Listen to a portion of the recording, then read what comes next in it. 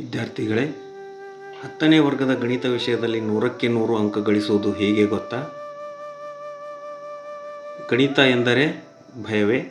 ಖಂಡಿತ ಬೇಡ. ಸರಿಯಾದ ಪೂರ್ವ ತಯಾರಿ, ಯೋಜನೆ, ಅಭ್ಯಾಸವಿದ್ದರೆ ನೀವು ಸುಲಭವಾಗಿ 100ಕ್ಕೆ 100 ಅಂಕಗಳನ್ನು ಗಳಿಸಬಹುದು. ವಿಶೇಷವಾಗಿ ಪೂರ್ವ ತಯಾರಿಯಂತೂ ಜೂನ್ ತಿಂಗಳಿನಿಂದಲೇ ಶುರು ಮಾಡಿ. ಅದು ಹೇಗೆ ಅಂತ ಈ ಒಂದು ವಿಡಿಯೋವನ್ನು ಕೊನೆಯವರೆಗೂ ನೀವು ನೋಡಿದ್ದೇ ಆದಲ್ಲಿ ಈ ಒಂದು ಪ್ರಶ್ನೆಗೆ ನಿಮಗೆ ಉತ್ತರ, ಪರಿಹಾರ ಮತ್ತು ಮಾರ್ಗದರ್ಶನ ದೊರೀತದೆ ಅಂತ ನನ್ನ ಒಂದು ಅನಿಸಿಕೆ. ಇಲ್ಲಿ ನಾನು ಬಳಸಿರುವಂತಹ ಟೆಕ್ಸ್ಟ್ ಏನಿದೆ ಅದನ್ನು ನೀವು ಚೆಕ್ ಲಿಸ್ಟ್ ಥರ ಉಪಯೋಗಿಸ್ಕೊಂಡು ಇಲ್ಲಿ ನಾನು ಚರ್ಚಿಸಿರುವಂಥ ಅಂಶಗಳನ್ನು ನೀವು ಬರೆದುಕೊಂಡು ಅವುಗಳನ್ನು ರೈಟ್ ಮಾರ್ಕ್ ಮಾಡಿ, ನಿಮ್ಗೆ ಏನು ಬರ್ತದೆ ಅದನ್ನು ರೈಟ್ ಮಾರ್ಕ್ ಮಾಡಿಕೊಂಡು ಅದನ್ನು ನೀವು ನಿಮ್ಮ ಮಾರ್ಗದರ್ಶನಕ್ಕಾಗಿ ಬಳಸಿದರೆ ನಿಮಗೆ ಖಂಡಿತವಾಗೂ ಗಣಿತ ವಿಷಯದಲ್ಲಿ 10ನೇ ತರಗತಿಯ ಪರೀಕ್ಷೆಯ ಗಣಿತ ವಿಷಯದಲ್ಲಿ 100ಕ್ಕೆ 100 ಅಂಕ ದೊರೀಬೋದು ಅನ್ನುವಂಥದ್ದು ನನ್ನ ಒಂದು ಅನಿಸಿಕೆ. ಅದನ್ನು ಈಗ ಒಂದೊಂದಾಗಿ ನೋಡ್ತಾ ಹೋಗೋಣ. ತಳಪಾಯವನ್ನು ಭದ್ರಪಡಿಸಿಕೊಳ್ಳಿ. ಸ್ಟ್ರಾಂಗ್ ಫೌಂಡೇಶನನ್ನು ನಾವಿಲ್ಲಿ ಹಾಕೋಬೇಕಾಗ್ತದೆ. ಆ ಫೌಂಡೇಶನ್ಗೆ ಏನು ಬೇಕು ಅನ್ನೋದನ್ನು ಹಂತ ಹಂತವಾಗಿ ಇಲ್ಲಿ ಚರ್ಚೆ ಮಾಡ್ತಾ ಹೋಗೋಣ. ಈಗ ಯಾವುದೇ ಒಂದು ದೊಡ್ಡ ಕಟ್ಟಡಕ್ಕೆ ಅಡಿಪಾಯ ಮುಖ್ಯವಿದ್ದಂತೆ ಗಣಿತಕ್ಕೆ ಮೂಲ ಕ್ರಿಯೆಗಳು ಬಹಳ ಮುಖ್ಯ ಆಗ್ತವೆ. ಈ ಒಂದು ಅಂಶವನ್ನು ನಾವು ಇಲ್ಲಿ ಗಮನದಲ್ಲಿ ಇಟ್ಕೋಬೇಕು. ನಂತರ ಈಗ 1ನೇ ಹಂತ, ನಿಮಗೆ ಮೂಲವಾಗಿ ಏನೇನು ಪೂರ್ವಜ್ಞಾನ ಇರಬೇಕು ಅನ್ನೋದನ್ನು ಇಲ್ಲಿ ಚರ್ಚಿಸ್ತಾ ಹೋಗ್ತೀನಿ. 1ರಿಂದ 1 ಲಕ್ಷದವರೆಗೆ ಮೇಲ್ಪಟ್ಟು ಸಂಖ್ಯೆಗಳನ್ನು ನಾವು ಸ್ಪಷ್ಟವಾಗಿ ಓದಲಿಕ್ಕೆ ಮತ್ತು ಬರೀಲಿಕ್ಕೆ ಬರಲೇಬೇಕು. ಓದಲು ಮತ್ತು ಬರೆಯಲು ಅಂತಂದಾಗ ನಾವು ಅಂಕಿಗಳನ್ನು ಬಳಸಿ ಬರೀಲಿಕ್ಕೂ ಬರಬೇಕು. ಅಲ್ಲಿ ಅದನ್ನು ಅಕ್ಷರದಲ್ಲಿ ಸ್ಫುಟವಾಗಿ ನಾವು ಬರೀಲಿಕ್ಕೂ ಸಹಿತ ನಮಗೆ ಬರಬೇಕು. ಹಾಗಿದ್ದರೆ ನಮಗೆ ಈ ಒಂದು 10ನೇ ತರಗತಿಯ ಪೂರ್ವ ತಯಾರಿಗೆ ಬಹಳಷ್ಟು ಅನುಕೂಲ ಆಗ್ತದೆ. ಅದೇ ರೀತಿ ಹಂತ 2, ಕನಿಷ್ಠ 20ರವರೆಗಿನ ಮಗ್ಗಿಗಳನ್ನು ನಾವು ರೂಢಿ ಮಾಡಿಕೊಳ್ಳಲೇಬೇಕು. ಅವುಗಳನ್ನು ಯಾವಾಗ ಕೇಳಿದರೂ ಹೇಳಲಿಕ್ಕೆ ನಮಗೆ ಬರಬೇಕು. ನಾವು ಯಾವುದೇ ಲೆಕ್ಕಗಳನ್ನು ಮಾಡುವಾಗ ಮಗ್ಗಿಗಳು ಬೇಕೇ ಆಗ್ತವೆ. ಆವಾಗ ನಾವು ಅದರ ಸಲುವಾಗಿ ನಾವು ಮತ್ತೆ 1ರಿಂದ ಅವುಗಳನ್ನು ಹೇಳ್ತಾ ಹೋಗೋದು, ಗುಣಾಕಾರ ಮಾಡೋದು ಮಾಡ್ತಾ ಕೂತ್ಕೊಳ್ಳೋ ಬದಲಾಗಿ ನಾವು 1ರಿಂದ 20ರವರೆಗಿನ ಮಗ್ಗಿಗಳನ್ನು ಸರಾಗವಾಗಿ ಹೇಳಿದ್ದೇ ಆದಲ್ಲಿ ನಮಗೆ ಲೆಕ್ಕ ಮಾಡುವ ವೇಗ ಹೆಚ್ಚಾಗ್ತದೆ ಅನ್ನೋದನ್ನು ಇಲ್ಲಿ ನಾವು ಹೇಳ್ಬೋದು. ನಂತರ ಇಲ್ಲಿ 1ರಿಂದ 30ರವರೆಗಿನ ವರ್ಗ ಸಂಖ್ಯೆಗಳು ಹಾಗೂ 1ರಿಂದ 15ರವರೆಗಿನ ಘನ ಸಂಖ್ಯೆಗಳನ್ನು ಯಾವಾಗ ಕೇಳಿದರೂ ಹೇಳಲಿಕ್ಕೆ ಬರಬೇಕು. ನಿಮಗೆ ಯಾವ ಅವಶ್ಯಕತೆ ಇದೆ ಆವಾಗ ಅದು ನಿಮ್ಮ ಲೆಕ್ಕದಲ್ಲಿ ಅನುಕೂಲವಾಗುವ ಹಾಗೆ ನೀವು ಹೇಳಲಿಕ್ಕೆ ಬರಬೇಕು.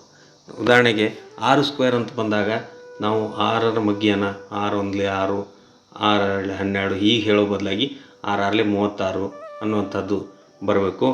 ಈ ರೀತಿ ವರ್ಗ ಸಂಖ್ಯೆಗಳು 1ರಿಂದ 30ರವರೆಗೂ ಮತ್ತು 1ರಿಂದ ನಾವು 15ರವರೆಗೆ, ಕನಿಷ್ಠ 15ರವರೆಗೆ ನಾವು ಘನ ಸಂಖ್ಯೆಗಳನ್ನು ರೂಢಿ ಮಾಡಿಕೊಳ್ಬೇಕು.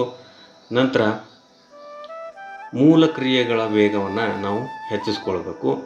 ಇಲ್ಲಿ ಸಂಕಲನ, ವ್ಯವಕಲನ, ಗುಣಾಕಾರ, ಭಾಗಾಕಾರಗಳನ್ನು ವೇಗವಾಗಿ ಮತ್ತು ನಿಖರವಾಗಿ ಮಾಡಲಿಕ್ಕೆ ಗೊತ್ತಿರಬೇಕು. ಅದೇ ರೀತಿ 1ರಿಂದ 100ರವರೆಗಿನ ಸರಿ ಸಂಖ್ಯೆಗಳು, ಬೆಸ ಸಂಖ್ಯೆಗಳು, ಅವಿಭಾಜ್ಯ ಸಂಖ್ಯೆಗಳು ಮತ್ತು ಸಂಯುಕ್ತ ಸಂಖ್ಯೆಗಳ ಬಗ್ಗೆ ನಮಗೆ ತಿಳಿದಿರಬೇಕು. ಇವುಗಳು ಸಹಿತ ನಮಗೆ ಬಹಳಷ್ಟು ಸಹಕಾರಿಯಾಗ್ತವೆ. ಯಾವುದೇ ಸಂಖ್ಯೆಗಳ ಅವಿಭಾಜ್ಯ ಅಪವರ್ತನಗಳನ್ನು ಕಂಡುಹಿಡಲಿಕ್ಕೆ ಬರಬೇಕು. ಯಾವುದೇ ಸಂಖ್ಯೆ ಕೊಟ್ಟರೆ ಅದರ ಅವಿಭಾಜ್ಯ ಅಪವರ್ತನಗಳನ್ನು ಕಂಡುಹಿಡಲಿಕ್ಕೆ ನಮಗೆ ಬರಬೇಕು. ಇದು ಬಂದಿದ್ದೇ ಆದಲ್ಲಿ ನಮಗೆ ಯಾವುದೇ 2 ಸಂಖ್ಯೆಗಳ ಮಸ ಮತ್ತು ಲಸಗಳನ್ನು ಕಂಡುಹಿಡಲಿಕ್ಕೆ ಸಹಾಯ ಆಗ್ತದೆ. ಅವಿಭಾಜ್ಯ ಅಪವರ್ತನಗಳ ವಿಧಾನದಿಂದ ನಾವು ಲಸ ಮಸವನ್ನು ಕಂಡುಹಿಡಿಬೋದು. ಇನ್ನೊಂದು ಭಾಗಾಕಾರ ವಿಧಾನದಿಂದನೂ ಕೂಡ ಕಂಡುಹಿಡಿಬೋದು.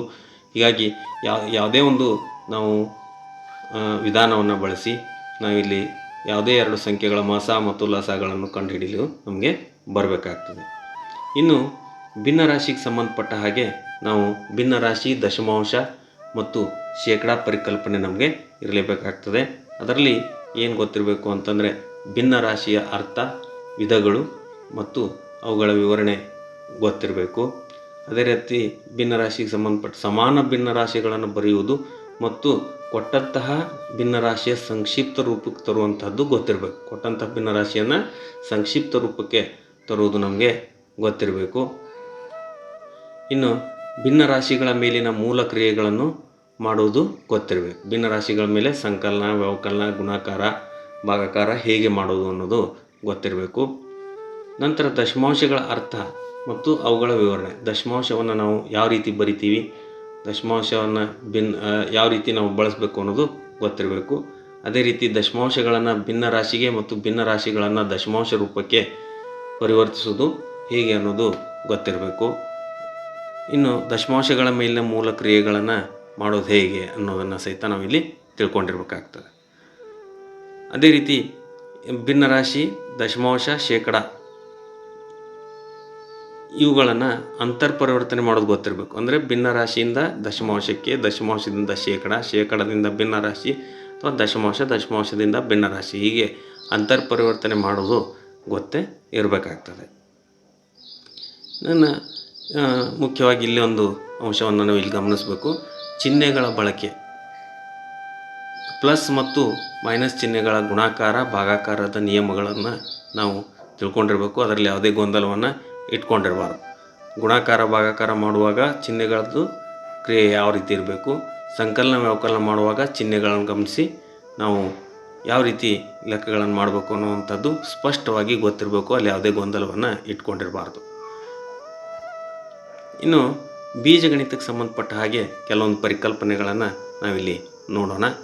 ಬೀಜಗಣಿತದಲ್ಲಿ ನಮಗೆ ಏನೇನು ಗೊತ್ತಿರಬೇಕು ಅಂತಂದರೆ, ಬೀಜಗಣಿತಕ್ಕೆ ಸಂಬಂಧಿಸಿದಂತಹ ಚರಾಕ್ಷರ, ಸ್ಥಿರಾಂಕ, ಬೀಜಪದ, ಬೀಜೋಕ್ತಿ ಮತ್ತು ಬಹುಪದೋಕ್ತಿ ಇತ್ಯಾದಿಗಳ ಅರ್ಥ ಮತ್ತು ಉದಾಹರಣೆಗಳನ್ನು ಕೊಡಲಿಕ್ಕೆ ಬರಬೇಕು.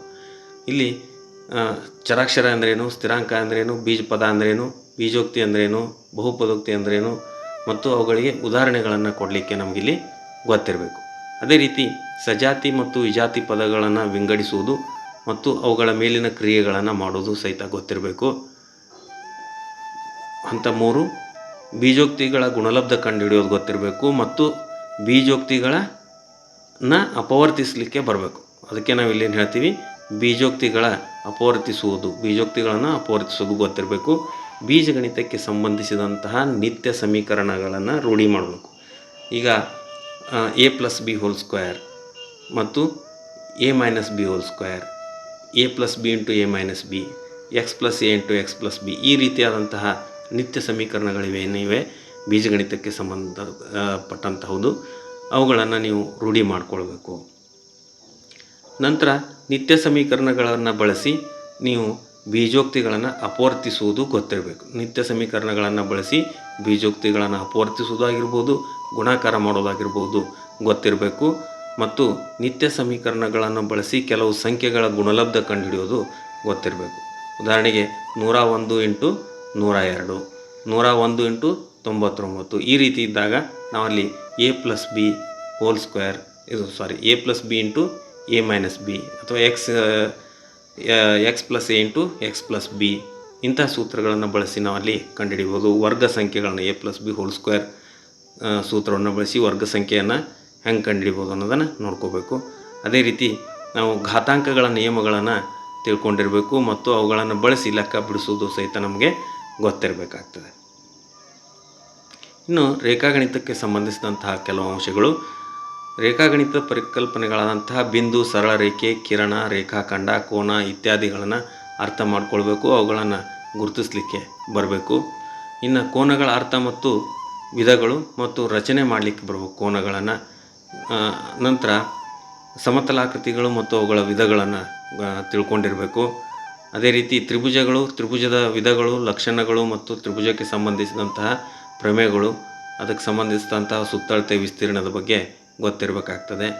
ಇನ್ನು ಚತುರ್ಭುಜಗಳು ಮತ್ತು ಅದರ ವಿಧಗಳು, ಲಕ್ಷಣಗಳು, ಚತುರ್ಭುಜಕ್ಕೆ ಸಂಬಂಧಿಸಿದಂತಹ ವಿವಿಧ ಚತುರ್ಭುಜಗಳಿಗೆ ಸಂಬಂಧಿಸಿದಂತಹ ವಿಸ್ತೀರ್ಣ ಮತ್ತು ಸುತ್ತಳತೆಗಳ ಸೂತ್ರ ಗೊತ್ತಿರಬೇಕು.